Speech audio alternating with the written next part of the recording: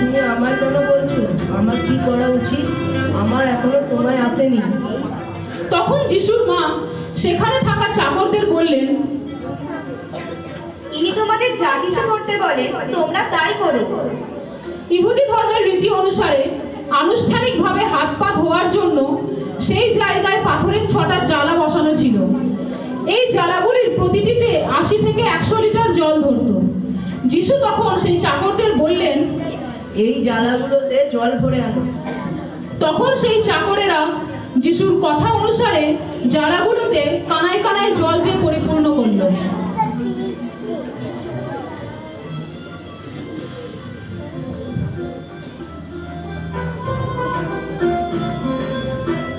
তারপর যিশু তাদের বললেন, এখান থেকে কিছুটা জল নিয়ে লোকদের কাছে যাও।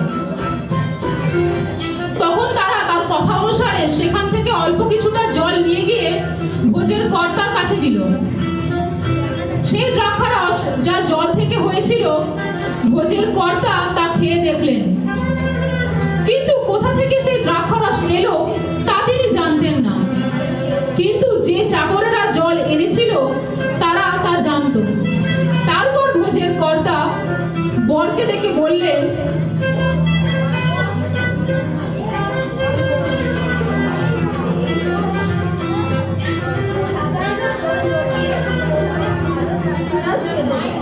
তারপর লোকের ইচ্ছা মতো খাওয়া শেষ হলে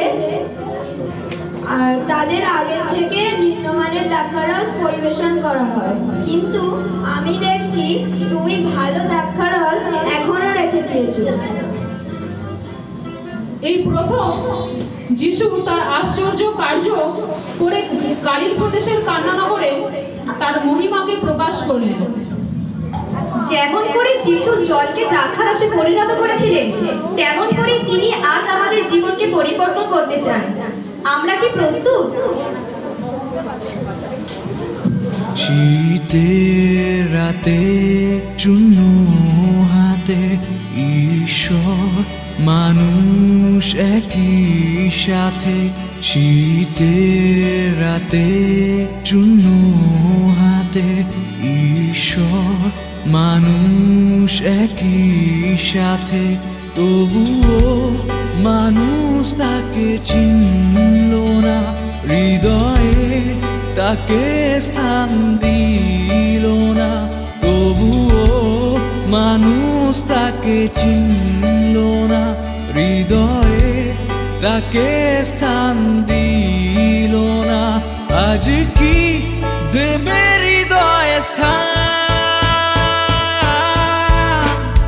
হে পৃথিবী আমার, তিনি চায় তোমার হৃদয়।